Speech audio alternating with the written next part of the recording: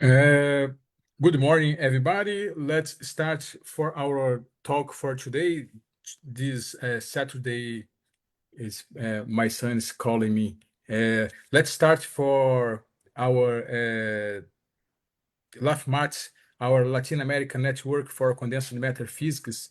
This seminar is occurs all Saturdays, and this network includes universities from several countries in Latin America, in, in Argentina, Bolívia, Brazil, Chile, Colômbia, Costa Rica, Equador, El Salvador, México, Peru, and Venezuela. There are 18 universities in these countries belonging to this network. For today, our speaker is Marco Schiavon. He's full professor of Federal University of São João del Rei. Please, Marco, if I speak something wrong about you, please correct me if I'm wrong. I did I made a search in your CV to make this introduce about you. And Marco Schiavon made the undergrad in chemistry at USP, and also the undergrad and master at USP in São Paulo. His PhD was at Unicamp, and then his postdoc, two postdocs, one at US in Arkansas University, and the second at Unicamp. His Mark also was a visiting researcher at several universities, including US and France.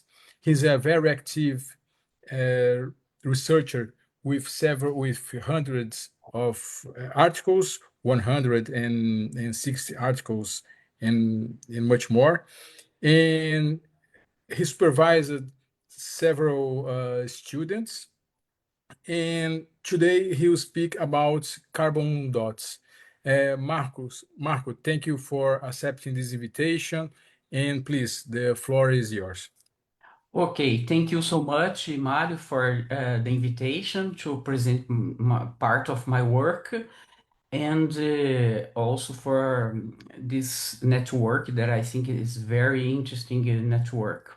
So today I'm going to talk about part of my work that is sustainable technology, how carbon dots are transforming material science. So as he said, I am from Federal University of São João del Rei at Minas Gerais State, and I'm a leader of a group, a research group that is called Grupo de Pesquisa em Química de Materiais. So I'm a chemist. Um, I'd like also to make a special thanks to LAFMAT because, as I told you, it's a very interesting network. And I take a look at a glance in the seminars, and I see that I'm going to present something a little bit different from the topics that physicists are habituated to discuss. So I hope to give you some new ideas and to be a pleasure talk. So in my research group, we have started to work with quantum dots. So I'm a chemist, and I work mainly with synthesis of quantum dots. I started to do this, but after that we have started to study also carbon dots, and after some perovskite nanocrystals. So these three kinds of nanoparticles has in common their optical properties that is very interesting from the point of view of technological applications. And then you have started to work with them initially by synthesize and study the synthesis and the characterization of these nanomaterials, and then you have started to make some application of this. This include, for example, use these nanoparticles as sensing. For example, here is a carbon dot working as a sensor. We have also used in biological applications as biological markers. and also in solar cells. So I'm going to give you, today I'm going to talk specifically about carbon dots, and I'm going to give you some examples of the utilization of carbon dots in energy conversion, for example, and also in new applications. And this is the why I have called the seminar How Carbon Dots Are Changing the Material Science. Okay? Um, so in all this, all my work, we have also three main ideas to improve life quality, to work with technology, and also environment. So I will be brief. So I hope not to take a long time. So when you think about nanotechnology and carbon dots, they are nanoparticles because they have nanometers and optical properties, as I said before, and they have a treatment like the other nanoparticles. So they are nanoparticles of carbon mainly, even if they have in their composition most oxygen than carbon. Um, they have also low cost and they are easy to synthesize. So this is very important for applications, for large scale applications. So we have a lot of methods of prepare them, and they are very simple. There is an infinity of precursors. They are water dispersible. They have chemical and photochemical stability because they are mainly constituted of carbon nanoparticles. There is an image of them. And the main idea today is to modulate their properties at electronic level. So make some substitution of carbon by other elements that we in literature is always called doping. And what is most interesting from this nanoparticle is their surface, because there is a lot of functional groups that has been explored a lot in literature to be used in this in different applications. So, by resuming carbon dots, they have simple composition, is mainly based on carbon, oxygen, and hydrogen, and also some adding elements. The most important is nitrogen. Also, um, elements with a low atomic number, for example, nitrogen, phosphorus, sulfur, boron. So they have a simple composition. They are nanoparticles. They have sizes about 3 nanometers. They have been discovered accidentally in 2004 and synthesized for the first time in 2006. They are predominantly non-crystalline nanoparticles. There is assumed in literature that they have a core with mostly sp2 carbon and a surface with sp3 carbon. So they are very successful used in passivation and with doping with these elements I have said before. And it can be have their properties modulated mainly by the electronic levels by using these elements that change some of their properties. And they have all the applications is based on the optical properties they have. So most carbon dots have a blue luminescence. They are considered new carbon materials. So their optical properties, as I said before, it's very important. They have most of them. They have blue photoluminescence. That it's a limitation, and most of research today is based on change this luminescence for other parts of the UV visible spectrum. They have generally spherical morphology, and as I told, functional groups that it's the very important part of them. So, properties of carbon dots. They have chemical stability, solubility, they have low toxicity, they are biocompatible, and easy of preparation and low cost. So these are features that make them very interesting candidates for large scale applications.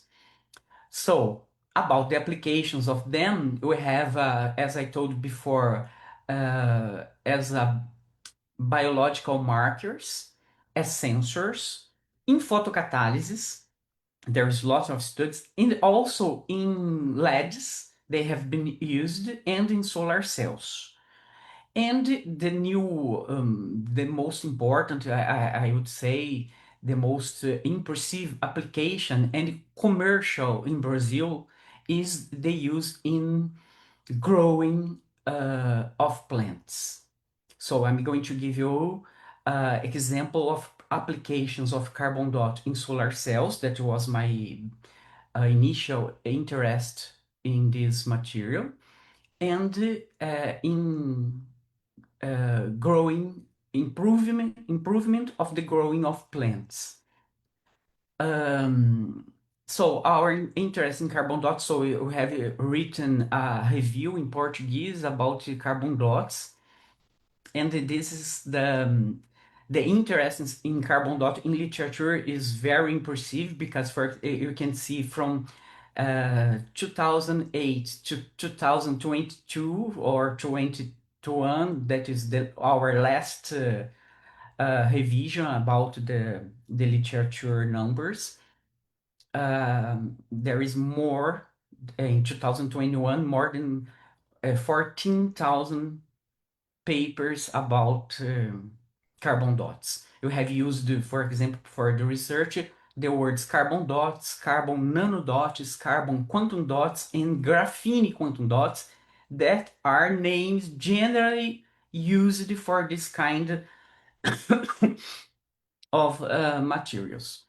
So then we have a dispersity of names in literature, and the classification of carbon dots. When you say carbon dots, it's a general name for different kinds of nanoparticles. Sorry, it's in Portuguese, but you have graphene quantum dots, quantum dots of carbon, that is mostly based on graphene too, nanoparticles of carbon, and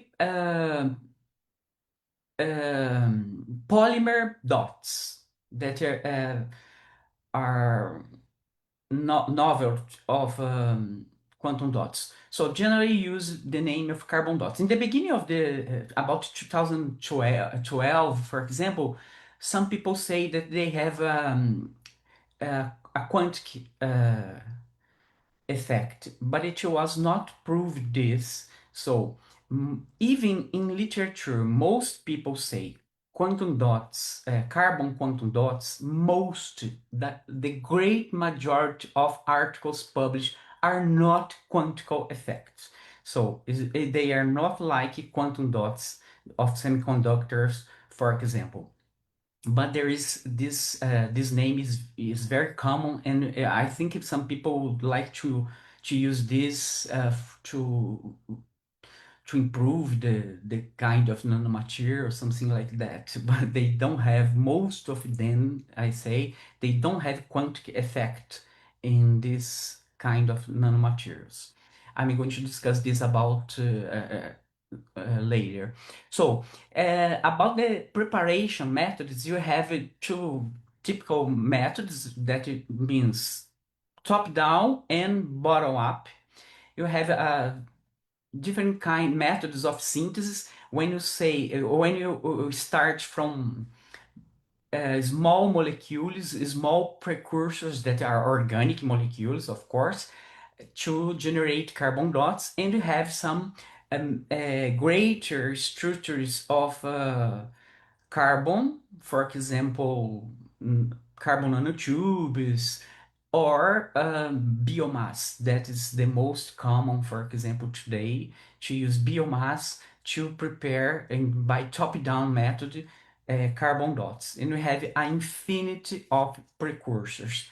Even if we are talking about organic molecules and about biomass. So when you work with small molecules, organic, the studies intends to study the functional groups that we can control, because till now we don't have a control of these nanoparticles when we start from a precursor to understand how to modulate the final nanoparticles. But to use small molecules, organic molecules, is the aim to try to understand how we can control the surface, for example, of the nanoparticles. And there is for the bigger materials, for example, the biomass, today is the most studied because of the possibility of application in large scale, as I'm going to give you an example. So, and about the optical properties of carbon dots. So, carbon dots are mostly, they have mostly a blue luminescence, and they, as a material constituted by just carbon, oxygen, hydrogen, and some other elements of low atomic number, even they are nanoparticles, we use the organic orbitals to explain their photoluminescence, their excitation.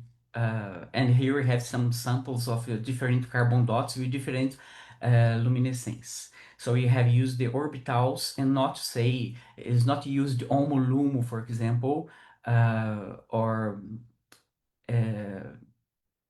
the valence valence band and conduction band.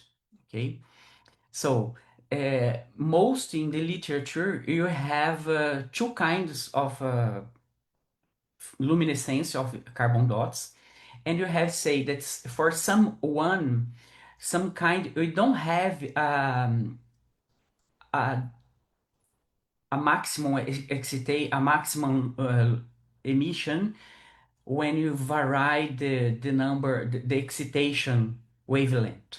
So, and for other kind, you have different maximum emission for different excitation of wavelength. So this case was the one that makes some people believe in 2012, 2010, for example, that this should be a quantum confinement effect, but it was not. So uh, these two main behavior of luminescence is believed that we have homogeneity of surface groups in the nanoparticles. When you have homogeneous groups and homogeneous surface, you have independence of the emission by the excitation wavelength.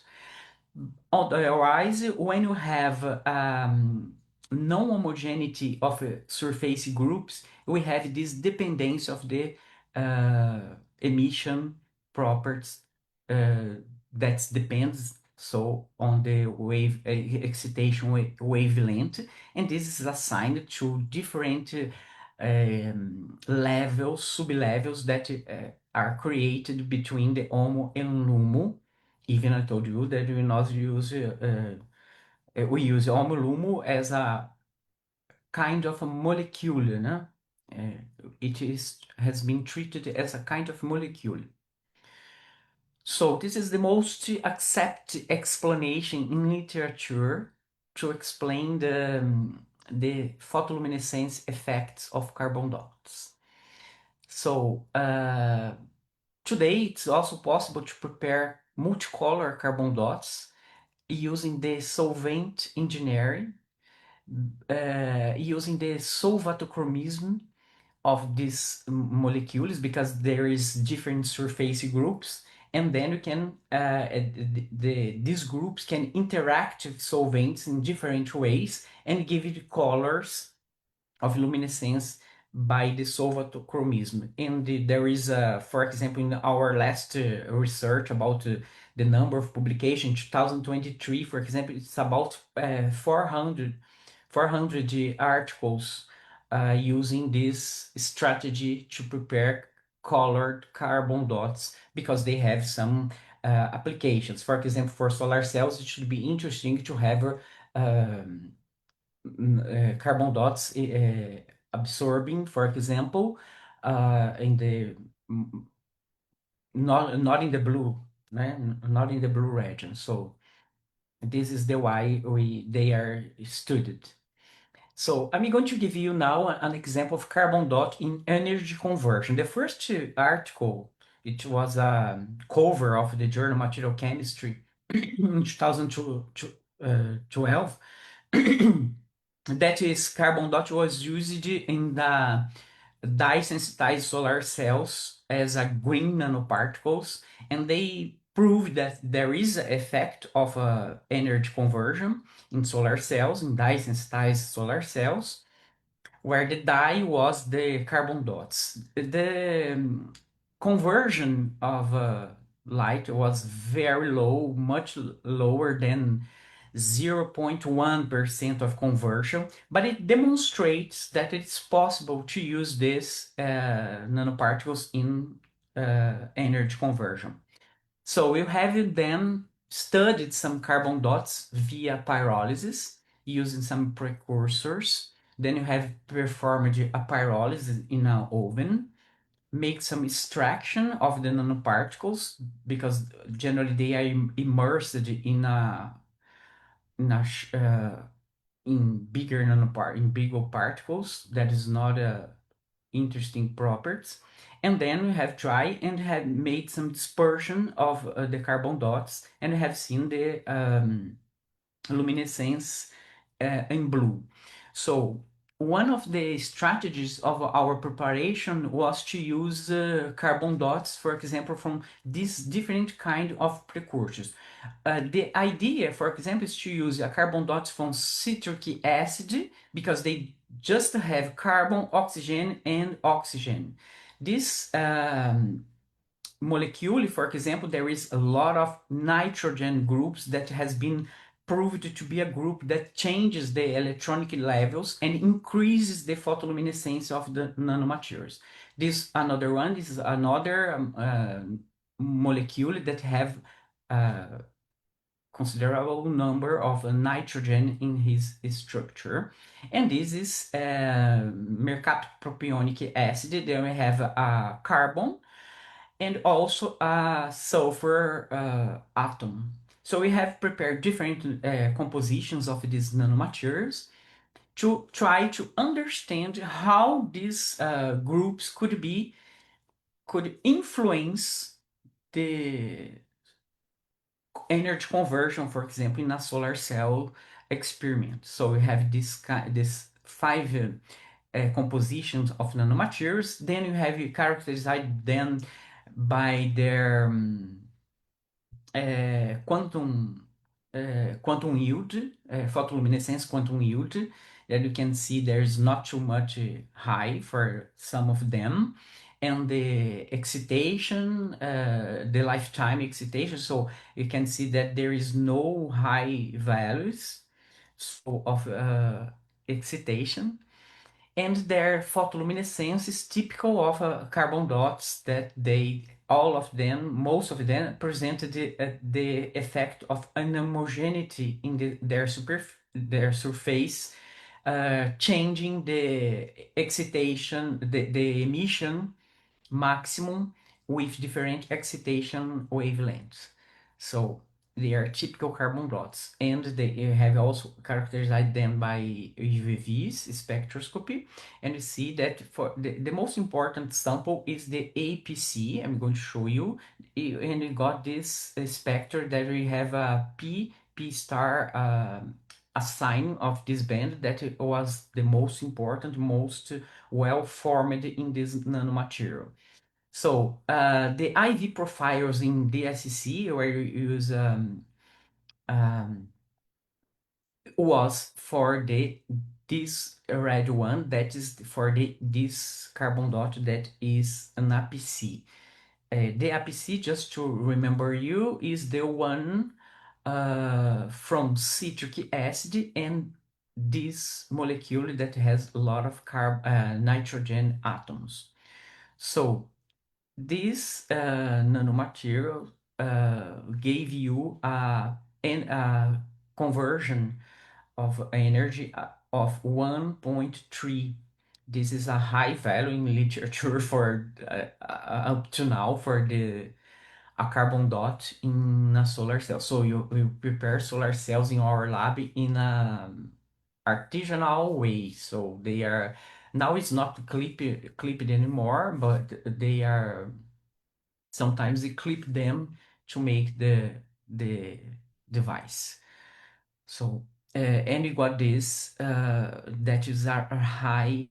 So we try to understand why this carbon dot, this composition was the best one, and you have performed some XPS analysis of these carbon dots to understand their surface, because we know that today that the surface of carbon dots is very important for their properties. And this carbon dot was the only one that presented the amide uh, bonds. So the other one have hydroxyl, carbonyl, carboxylate, but this carbon dot was the only one that presented this amide bond. So we are studying the use of precursors that to confirm this, to precursors that can um be able to produce amide bonds. But I have also seen in other works that you need to have carboxyl groups, because when you use carboxyl groups, the nanoparticles can be attached to the semiconductor titanium dioxide. So if you don't have carboxyl groups, we don't have the attachment of carbon dots and the solar cells doesn't work. So, but we are particularly interested to have so the carboxylate group to attach the nanoparticles, and also to have this group to confirm that this group has a special contribution for the energy conversion in solar cells. So such kind of work is much more basic. So we use these controlled precursors to get these results. But I have also used some abundant precursors in solar cells. You have used in another work, for example, wasted coffee powder to prepare carbon dots, and also gelatin to prepare carbon dots. So we got different results, and we get here a higher conversion for the wasted coffee powder precursors of carbon dot that and you have characterized then also and have seen that you have some amide groups also in these nanomaterials, and it was not found in the gelatin uh, carbon dots prepared by using gelatin. So we have got a 0.53 energy conversion for the coffee, wasted coffee powder precursors, and 0.2% of conversion for the gelatin. And so it's another evidence of this group. So you have also performed some stability studies of these uh, solar cells using these carbon dots, and you have seen that they lost easily. So that is another problem to be solved to prepare solar cells using these organic nanoparticles. So then we have seen that there is a lot of work in literature about applications, and we decided to study also the biological and ecotoxicological study of carbon dots derived from wasted coffee grounds. So going to the line that to use biomass products because of the possibility of application, as I'm going to give you an example of a commercial product in Brazil. So we have used wasted coffee grounds, and you have prepared carbon dots by using a pyrolysis method. Also, here there is an image of under excitation of the carbon dots prepared, and we have studied the behavior of this in biological systems in vivo and all in vitro, and also make some ecotoxicological tests using zebrafish as a standard. So, this is, as I told you, we studied this because carbon dots derived from wasted coffee grounds.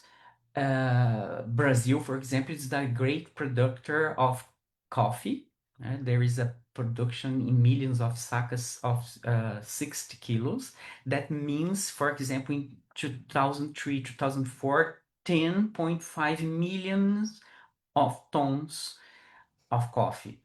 There is a composition of the main components of the coffee, and we have wasted coffee grounds about 1.1 million tons by year. So this is very important to have an application for this, and maybe why not to prepare carbon dots for application. But you are different from most application in literature. You were worried about the biological and the impact of these nanoparticles in biological systems. So these carbon dots have a very typical emission that is the most important feature of them that explain the use a lot. So they have a large emission, and here are two samples that you have prepared for this one, and you have used just this one for the tests you have performed. So, um, so we have started with in vivo toxicity tests. It was um, very difficult to work for us to understand. For example, we have to a committee of ethics in the university to approve to use mouses from 6 weeks of life. They have to have a special cares with feed, cleaning of the place they are, the weight of them, and the evaluation of the straw cycle. We use the females to perform this study because they are more sensible to for such kind of study. So after the 8 week, we have started the administration of the nanomaterials. You have used different doses for them. The first, after the application of a dose of carbon dots, for example, you have to observe them for the next 4 hours. Then you have, if you don't observe any problem with the mouse, we made another dose. And after the 14th day, we have then they were died and they have the blood collected, and also some organs, for example, heart, lung, liver, kidney, to be studied. So here are some results of this. Um, you have seen when you compare with the control, they do not have a high toxicity, so that's very good. And they have just some concentrations in liver. And this is the date, the hemogram, and the weight for this for a dose of 2,000 milligrams by kilo of the animal. So it's a very high dose. So when you compare in this article here, we have used the same study, but you have studied the quantum dots of carbon it's a semiconductor ternary quantum dot that's made by with copper, indium, and sulfide. That's the most studied carbon quantum dot for green applications. And for this quantum dot, this dose of 2,000 milligrams by kilo was lethal for all the animals. So for carbon dots prepared from coffee waste was not lethal. So that's a good result, saying that they have a low toxicity. Then we have performed ecotoxicity tests, also using the ethical permission of the ethical committee of the university. And we have used the zebrafish, the embryos of zebrafish, because the embryos can be they developed themselves from 0 hours to 96 hours. So in 4 or 5 days, you have a complete cycle of experiment. So we collect the embryos, and you have used 20 embryos for each concentration of the carbon dots. So and then we analyze the the behavior of these carbon dots in these embryos.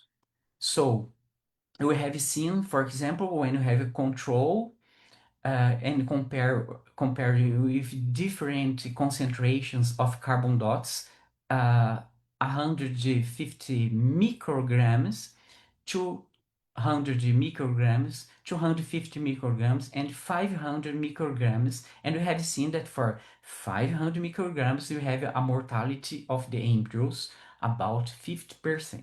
So uh, this is according to Fish and the Wildlife Service. Uh, we understand that up to the concentration of 50 milligrams per liter, it can be considered practically non-toxic. So we have seen they have of course they have a toxicity, but it is it is not so high. So for 1,500 micrograms of concentration by liter of the solution, you have seen cardiac edemas and also the death of the embryos. So as you can see here in this control. So even with these results, they can be considered practically non-toxic. So for for a green quantum dot for a copper indiosulfide, for example, as I told you before, the all of the embryos were died. So indeed, carbon dots are much less toxic. So then we continues in this line of using now pyrolytic lignin as precursors of carbon dot. We have a collaboration with another group from another university in Brazil, and this is a very pyrolytic lignin is a extract from the bio oil from the wood, and there is a large production in Brazil also. And then we have used hydrothermal carbonization and have prepared some nanoparticles. And then you have studied the photoluminescence and tunable optical properties, trying to characterize, to obtain carbon dots, suitable carbon dots for applications using this biomass. So you have also used the lignina craft as precursors of the carbon dots, and you have performed a technical economic analysis and optimization using, for example, ethylene diamine doped carbon dots. So you have introduced the nitrogen in this nanomaterial, in these carbon dots, to improve their optical properties, uh, starting from this product of the industry of wood, that is the craft lignin. And you have also here used the hydrothermal process, that is a very common method of preparation of carbon dots in literature.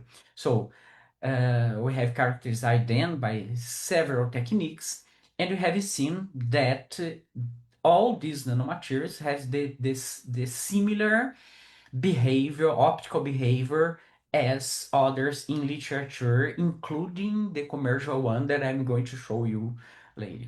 So they are suitable for application in large scale. Um, and then there is a concept in literature that they called closed loop.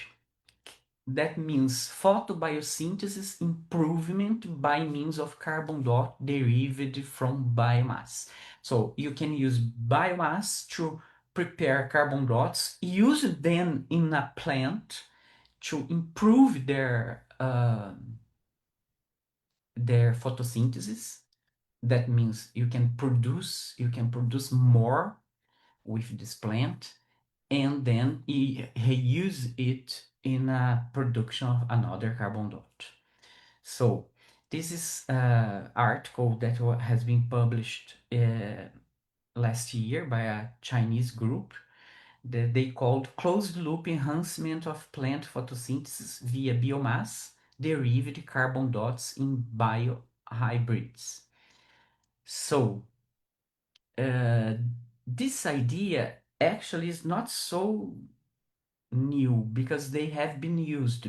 But the idea of the article is to use different parts of the, the plants for leaves, weeds, straw to prepare carbon dots that can be used to to be manufactured, to be used in plants, and this would promote the improvement growth of the plants, increasing productivity of different kind of materials of interest in agriculture. So and they claimed that the nanoparticles, the carbon nanoparticles, the carbon dots, uh, can be accumulated in the membranes and also promoted by emitting when they have the sunlight, and by emitting blue color, they can improve the photosynthesis intra-plant. So here there are some images of different carbon dots produced from different parts of these plants. For example, from straw, you can see here we have a cyano carbon dot. From leaves, for example, we have a green carbon dot, and so on. So this is very interesting from the point of view of the production in agriculture, but there is no knowledge, there is no results, there is no studies to prove, to demonstrate how carbon dot can be accumulated and how can be consumed in the by the plants and so on. So here there is some studies they have used this paper I'm talking about. Sorry, they have used these plants, que é Arabidopsis thaliana, and they proved that they by administration of some concentration of this nanoparticle they can improve the fresh weight, for example, of the plant, and the area of the leaf can also be improved by this. That means you have a higher productivity when you use this in agricultural plants. So this is very interesting, but there is no studies about the physiological point of view to demonstrate how these carbon dots can be consumed, for example, in the plant in the future. Or if you, for example, if you were in a production of lettuce, if you can eat this a carbon dot with a lettuce with carbon dot, what is the result? What's the impact of our life? So this is the point. So even if you have a closed loop, there is some points that we need to improve about this. So, and in Brazil, we have a commercial carbon dot uh, dispersion it's produced by a Cryotech and it calls Arbolina. So this Arbolina is a Brazilian foliar biostimulant that is applied by aspersion of the leaves based on carbon nanoparticles. Is a carbon dot, and it has been developed by researchers from University of Brasilia and Embrapa, that is agricultural company in Brazil. And they claim that this technology increases photosynthesis by up to 50% in the plants, improves nutrient uptake, enhances plant resistance to drought. So this is very important from the point of view of increase of production, because this condition increase resistance, enhance plant resistance to drought is very important for large agricultural fields, and boosts productivity up to 40% across various crops. So this is a startup. It starts as a startup in the University of Brasilia, and there is this commercial product. And when you compare the optical properties of these materials, of this commercial one, is similar, very similar to the one we have already studied. We have a lot of examples in literature for different biomass. So when you analyze the instruction of use of Arbolin biogenesis, that's the name, technical name of the product, there is in Portuguese, and I put it here in Portuguese to see. to show you that this is the reality. So all the information about, for example, mutagenicity in germinative cells, carcinogenicity, toxicity to reproduction, toxicity for uh, parts of the human, toxicity for non-specific organs, ecotoxicity. In all of them, it is not expected. It is not expected that the product presents some of these properties, some of these characteristics. So ecotoxicity is not expected. So persistence and degradability, it's expected a quick degradation and low persistence. So um, in all the capitalism system, né? So there is commercialization, but there is no studies that can support the use of this for large use. And we have seen, for example, that carbon dots from a wasted uh, coffee grounds presented some toxicity, ecotoxicity, and also some toxicity in vivo and in vitro. So uh, it's uh, it's another way to think, but that means that even we have a commercial product, we still need to uh, keep studying this kind of materials. So for you have an idea, the 1 liter, there is 500 grams by liter, so it's very concentrated carbon dot dispersion, and you can find it in Mercado Livre, for example, by the price of about 200 USA dollar. So, and it has been commercialized largely in Brazil now for most product. So, the future of carbon dots.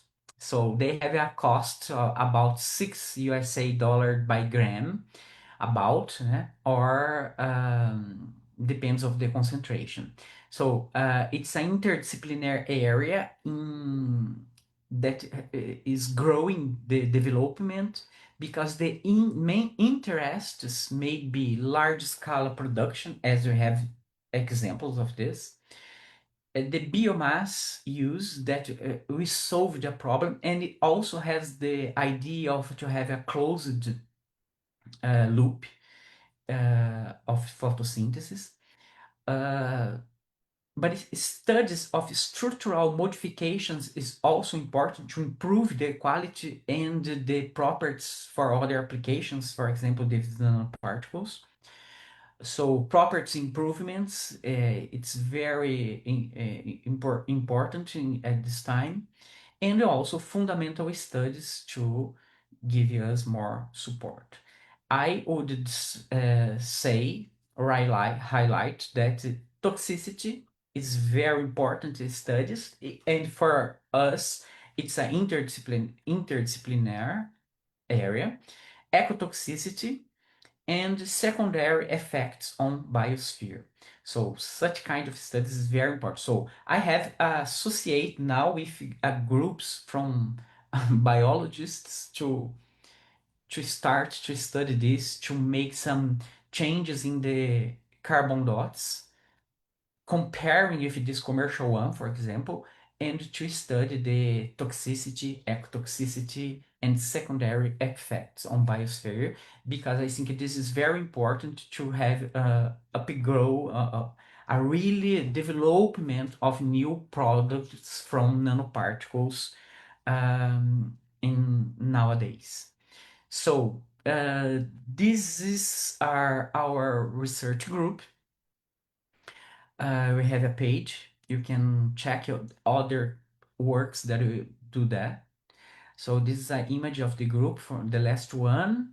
So we are at São João del Rei, Minas Gerais state. That is a historical city in Brazil. Historical, I means 330 years. So, but it's a historic one from with a strong influence from the Portuguese colonization. The university at São João del Rei, you have three campi, and in our campus we have 16 undergraduate courses, 9 graduated programs in the areas of social science, medicine, and natural science. That is our uh, program. So in our department, the department is natural science. We have physics, chemistry, and biological courses, undergraduate courses. We have also 4 master programs and 2 master programs.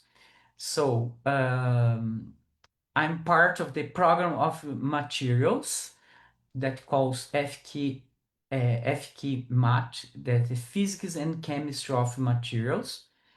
And we have a good a structure in our lab. And I would like to thank the agents, Brazilian agents, that help us to develop the studies of in our group. And would like to thank you for the attention and to listen to me. So I'm open for questions and comments. Marco, thank you for your nice presentation. I will open the section of questions following here the order that people are appearing to me. Vivian Gonzalez, do you have any question? You said here in the chat that the talk was interesting, but do you have any questions to address? Just a little question. Thank you so much for your talk. It was very interesting. But I would like to know if there is a specific synthesis method that is with higher yield in quantum dots, for example, which is the best in that case, I mean. Yeah, the most studied method of synthesis is hydrothermal. Yeah, But the problem of the hydrothermal method, for example, it takes some hours.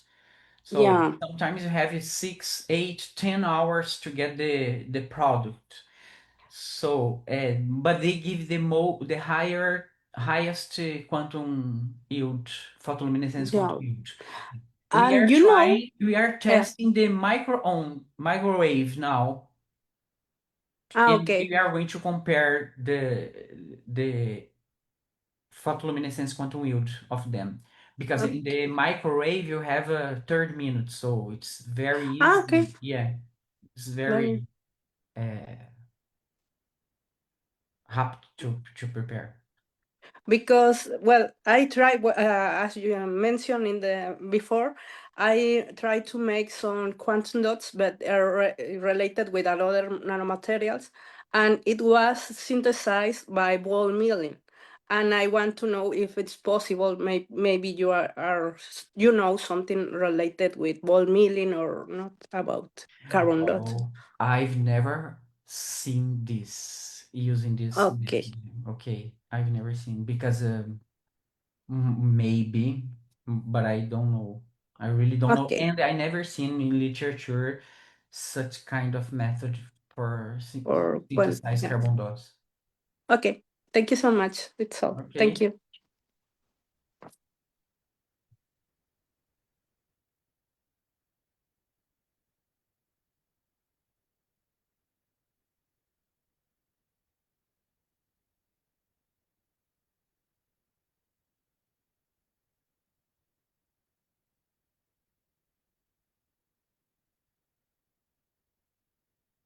Your microphone is closed. Sorry. Sorry. Yeah. Yeah. Stuart Holmes, do you have any questions? Stuart Holmes from UK. do you have any questions to address to Marco? Sorry, I called you before, but my micro was turned off. Thank you, Marco, for your excellent presentation. Thank you. I have some technical questions. You mentioned the APC solar cell, which had an quantum efficiency, power conversion efficiency of about 1%. So, do you know what the internal efficiency is? Presumably, that's the external. Is there an internal efficiency which might be a lot higher? Yeah, we don't have measured for this kind, so sorry. Yes. It's very hard to get some kind of measurement here in Brazil. It's not common. So we are just asked to buy equipment to measure internal quantum No, efficiency. I understand. Thank you. Thank you. Yeah, I'm I have another. sorry. That's okay. That's okay. When you get some results from collaboration with other universities, so it's not easy. Yes, I'm absolutely, sorry. absolutely. For that, we don't have. Could I check the construction? You use titanium oxide as a metal. Is it a metal? Is that a metal contact to make your external circuit? Yes, we have used so we have a FTO, and then you have a blocking layer of titanium dioxide that's made by deposition. Yeah. It's a thin layer, and then you have the titanium dioxide nanoparticles that has been deposited. And then we have made the sensibilization of the titanium dioxide active layer by immersing them in a dispersion of carbon dots for 24 hours. And then you have the titanium dioxide sensibilized by the nanoparticles. We wash, dry them, and then we prepare the counter electrode that can be a copper sulfide layer. And then we make a channel to put the electrolyte, the liquid electrolyte, that's iodine, and closed the device. Thank you. That sounds interesting. I have one final comment, and in the synthesis of your carbon dots, you didn't mention the word fullerene. Do you ever get an appearance of some, the carbon-60 structure when you're making carbon dots, or is that, which are known to be stable? Is that just never appears, the carbon-60? I'm sorry, I didn't understand. What do you? There's the fullerene, so-called fullerene structure is a carbon dot, carbon-60. Does that ever appear when you try to fabricate carbon dots, or is it just it never happens? No, I don't think It so. doesn't. It just never appears. No. The so-called buckyballs, right? Okay. Yeah. It never appears. It must be that they are grown under different conditions. Okay. So you're lucky they don't appear. Okay. Okay. Thank you, Marco. Thank you for answering my questions. Very interesting material. Thank you. Thank you. Thank you, Mario. My micro is turned off again. Thank you, Stuart. Let's move for Carlos Rudamas from El Salvador. Do you have any question? Hello, can you hear me? Yes. Thank you very much, Professor Marco, for the very, very interesting talk. I have two questions, but probably more. But the first one is, what do you think, why people are not able to see the quantum confinement effect in carbon dots, considering that we could have a exciton Bohr radius very high? This is the first one. That is a very fundamental question. And the second one is, if you have explored the use of carbon quantum dots in nanofertilizing. Okay, this the first two questions. Yeah, thank you. Okay, so concerning the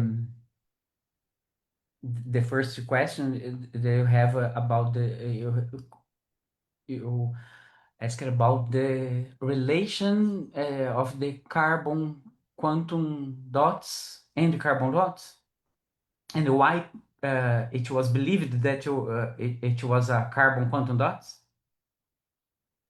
Yeah, but why Yeah, we are not able? yeah. Why we are not able to? Actually, when people started to study carbon dots in literature, they observed this change of a maximum of luminescence using different wavelengths of excitation. So they said that, oh, it was a quantum confinement. But there is not. There is a paper also that demystified this problem by explaining that some people generally use the FINDA. It's the equipment of a spectrometer of photoluminescence. There is some FINDs that's openings, and they when you are in the excitation in higher wavelength, sometimes you can see the second harmony of the nanopart of the emission. So it's not the confinement. So it's just an effect of the surface of the nanoparticles and not the quantum confinement. So because the quantum dots is quantum confinement is very common in literature for binary nanoparticles, I think that this is the reason to believe this. And we have the same problem, for example, when you study, Professor, ternary quantum dots, because they are semiconductor quantum dots, but as they are ternary and they have possibility of change the oxidation number, they some people are not sure because they have there is not a relation with size directly with size. There is no a direct relationship with size. That's the problem, and people start to believe that the quantum confinement. But after that, you have seen that all the nanoparticles has the same size, for example, and they have that change of emission peak. So. I think this is because of a fixed idea of secondary binary semiconductor quantum dots. That's very clear, this effect of quantum confinement. But as for ternary, quaternary quantum dots, we can have composition effects and not a size effect in quantum confinement. So this is Exactly.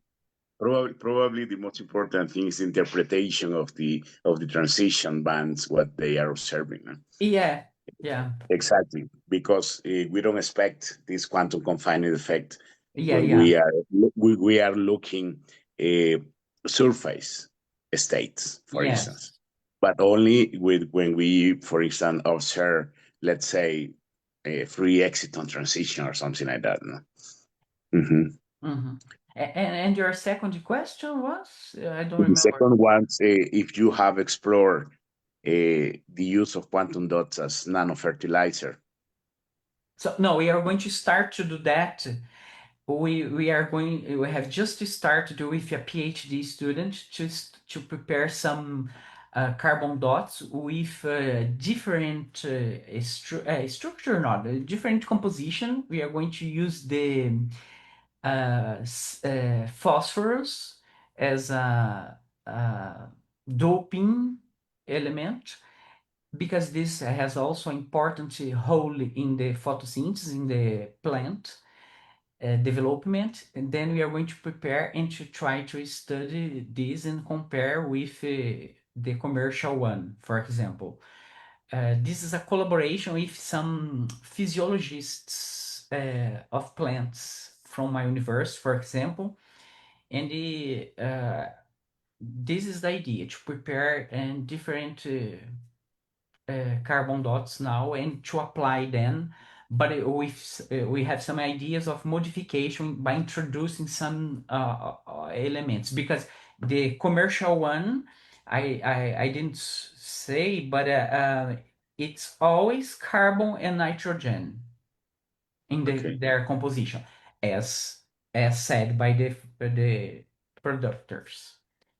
And Okay. then we have seen that there is other elements, and we have also, Professor. For me, I think it is the most important is to study, try to follow the nanoparticles uh, during the development of the plant, because we don't know. It's believed, it's expected that the nanoparticles will be consumed by the plant, but there is no studies. And then we have now um, equipment that is that we can obtain the images of the plant. I forget the name of the equipment that we can follow in the plant, or we can put the mouse there and make the measurements. Okay. Oh, interesting. Thank you. Thank you very much. I'm very interested Okay. because I have a couple of students working with quantum dots and carbon quantum dots, and we will be in touch. I will send you an email in order to Okay. see for possibilities of interchange or collaboration or something like that. Thank you very Great. much for the very nice presentation, and congratulations for the nice job you are Okay. doing Thank there. you. Thank you. Thank you. Thank you, Carlos. Let's move on. Henry Mondaca, do you have any questions? I'm really sorry, but I don't know what's your university and country. Oh, okay. I'm Peru, San Marcos. Okay, great. Nice presentation, Professor Marco. Well, this Your is not my camera, field of please, research. Henry. Your Oh, camera. my camera. Okay, sorry. Okay. Well, as I say, nice presentation, Professor Marco. My question, well, this is not my field of research, so my question is more like interesting about what the possibilities are in this area. So, one of the properties that you mentioned about these carbon dots is the luminescence, the photoluminescence of these elements of structures. So there are also uses in tracking cancer cells, because what I reading about is like they used to deliver it some treatment for cancer, but I don't know if they use it also for tracking cancer cells. So, yeah, there is a lot of applications because of the surface groups of the carbon dots allow this possibility of making we have used in the past for to prepare sensors, for example, for metal analysis, and also a metal analysis of plants. So depends of the surface group you have. So this is a fundamental study to use to prepare carbon dots if fundamental groups that you can uh, boost, can help your the application you want to. I would like, for example, to make some conjugation of carbon dots with another nanoparticles, for example, to get like a nanomolecule, for example. But I don't have at this moment students to do this, so Sometimes it's not easy to develop, to put in practice everything you want. So, but I think there is an infinity of possibilities when you have a functional group on surface, because you can also make a reaction, very simple reaction, to attach other groups and change the properties. For example, some people use polymer to make a involucre of the nanoparticles to get another properties, for example, for drug delivery, such kind of this. But I think it's very important to know the functional groups you have. So for this, you have to make a characterization of XPS, for example, and infrared, for example, to know about the functional groups you have there. Otherwise, it will be difficult. I think it was this. I Yeah, answered your question. yeah. Other curiosity. What are the computational developments in modeling these nanodots? And modeling. Yeah, modeling, mathematical modeling, computational modeling. All this. Yeah. You have tried to do this with some researches of theoretical chemistry, for example, but you didn't get any results, because I think there is a complexity of these nanoparticles, because even it was believed that the core is mainly by sp2 carbons, you have some sp3 there. And I think this is not easy for theoretical studies too, because I think by what they have, some researchers that I have contact said, oh, you need a very powerful machine to make this calculation with a lot of atoms, with a lot of if a core, a considerable core. So I don't know. Yeah, I guess they use supercomputers to model these type of But there are structures. some studies that have seen that when you put nitrogen in the structure or other elements, you have sublevels created that, with different energy levels that make changes in the photoluminescence, for example. There is some theoretical studies of simulation using this kind of doping. Okay. Okay. Okay. Thank you for the answers. I appreciate a nice presentation. I really learned something new here today. Thank you. Okay. Okay, thank you. The next one, Sergio Paniagua. I'm sorry, I don't know your university and country. Do you have any questions? Yes, thank you, Professor Marco. Yes, I'm from Costa Rica, from the Great. National Nanotechnology Laboratory. So we actually have some experience with carbon quantum dots as well. And the system that we focused on was the citric acid reaction with urea. And we tried both microwave synthesis and also just batch reactor hydrothermal synthesis. And in both cases, we noticed there was a lot of byproducts, like small molecule fluorophores that we needed to purify. And first we tried simple things like ultracentrifugation and dialysis, but that didn't really work for us. We ended up having to do column chromatography to purify the carbon quantum dots. So I'm curious what your experience with purification has been with your precursors and your way of doing the carbon quantum dots. Okay. So you said you have used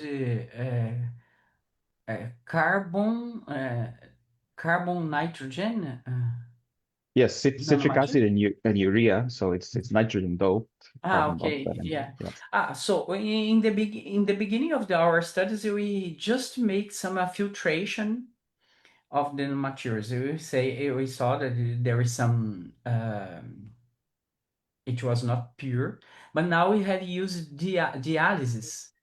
Or you have a membrane, and then we put the solution, and we have a cut edge of 1 kilodalton, Mhm. and then you have the carbon dots inside and something that is not the carbon dots outside of dialysis after 24 hours. So this is a very common method for purification nowadays of carbon dots. So you have using this membrane for dialysis to purify them. Okay. All right. Thank you. Thank you, Sergio. Moving on, Thomas Rojas, also from Costa Rica. Questions? Hi, good morning. Actually, I just had a question, but it was aimed at whether or not they had done theoretical calculations, which you already answered during Henry's question. Mhm. So no, just to say thank you for the very good talk, and it is indeed a very interesting topic. Okay, thank you, Thomas. Thank you, Thomas. And to conclude here, the panelists, Ximena from Colombia, you and the students, do you have questions, the students? Good morning, Professor Mario Reyes. No, in this moment, we don't have any questions about our social networks. And for me, I don't have any questions. Thank you, Professor, for your incredible talk. That's it. Thank you. Thank you. Thank you, Ximena. And to conclude, Marco, I will have some comments in the chat. Sergio Conejeiros from Chile, and Arturo and Alfredo from Mexico, and said the talk was very nice. And also Luis from Peru said that the talk was very nice, and congratulations for the talk. Oh, thank you. And to conclude, Marco, do you have any final words to conclude the talk for today? Yeah, I just would like to thank you for invite me and to permit to make this presentation. And when you come to Minas Gerais, São João del Rei in Brazil, Sure. please come to visit our lab, and we are all open for collaboration because unfortunately till now I don't have any collaboration with America, Latin America. So it should be very interesting, exciting for me to have this possibility. So Okay, thank you. thank you, Marco. And to conclude, people, let's open the camera to say goodbye, and I wish a very good weekend to everybody. So thank you Bye-bye. so much. Bye bye. Okay, Thank you. bye-bye. Bye-bye. Goodbye. Bye, everyone. Thank you very much. Thank you.